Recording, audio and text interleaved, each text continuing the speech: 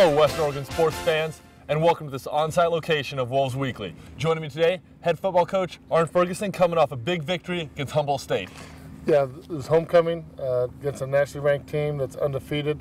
Our offense, defense, and special teams played their best game of the season against a team that we knew we had our hands full coming in, and our offense and defense took control of the game fairly early.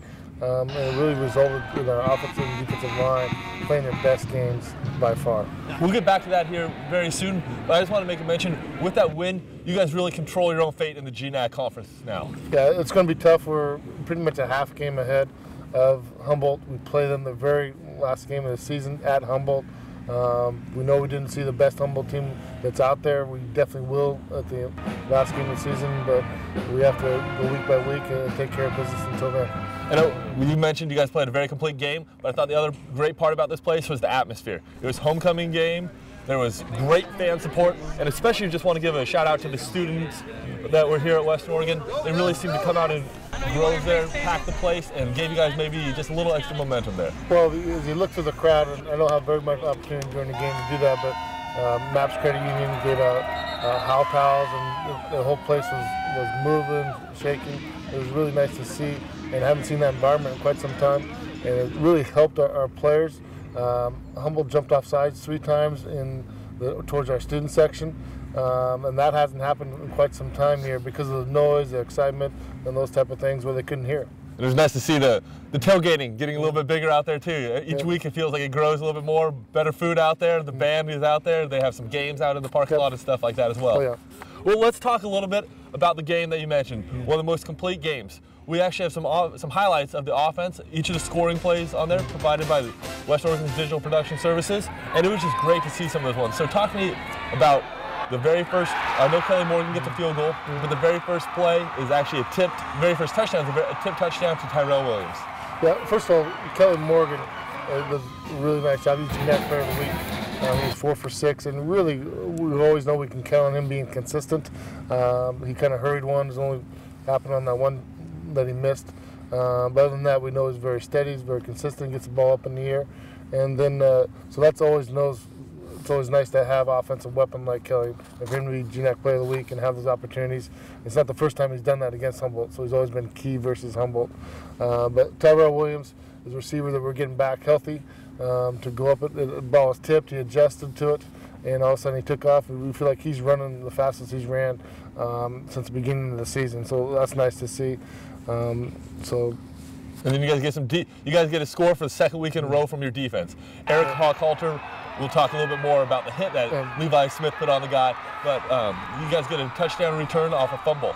Well, first of all, it's a coverage sack, and it's also Levi beating a running back. That's a really good blocker. And it's against Humboldt State, who they only had like 2 sacks all year, and for our defense to have 5 sacks against a team that really prides themselves of not letting people touch their quarterback is a big hit. And I really feel that it controlled the momentum of the game for quite some time, especially when you're able to get 6 or 7 points out of that with the scoop and score by Eric Hawkhalter. And another one that was really big in my opinion right there was the momentum, as you talked about, scoring right before the half. You guys have I think you guys got the ball back with about 2:23 left on the clock, but a 2-minute drive, convert right at the end, 8 seconds left in the half. Well, that was very key coming in. There's a 4th down play in there. We're really deciding whether we should use Kelly again or let our offensive line work. We decided to go with our offensive line. I was definitely concerned about the amount of time that they would still have left because there's such a fast-paced, explosive offense of a senior-driven and a running back that can take a simple drop play and go to the house with. But our O-line did a nice job of getting their pad level down and moving and getting that first down, which allowed, I believe, was it Lucas Garcia's? Lucas Gonzalez scored on that, which was really nice to see that he went around and backer and found the hole right there. And then Kelly, after halftime, Kelly gets two field goals in the third quarter. You guys are up 30-10 at the end of the third quarter, which was, holding, like you said, a big explosive team like Humboldt State to only 10 points through the 3 quarters had to be very big right there. And really the start of that is we fumbled early. They took a drive down, and we held them to a field goal. And then another drive that they had early, we held them to a field goal that they missed, or could have that backwards. But those 2 drives early in the football game to keep them away from touchdowns is huge. And then going in the 4th quarter with the amount of points that we had, we need to back some things off a little bit. We didn't need to really push the tempo as far as taking chances and let our offensive line work as far as rushing the football. And anytime you have a running back having 130 yards on 30 rushes, that's skinny. That's a really nice day and really a statement for our receivers blocking and our offensive line, obviously. Let's talk a little bit about the defense. Isaiah Buchanan is one of the ones that highlight that defense right there. He is able to earn the GNAC Player of the Week. Great honor for him. Interception, forced fumble from him, and 9 tackles, I believe it was. Yeah. Well, Isaiah Buchanan is a senior that always takes on our best assignment, our hardest assignment.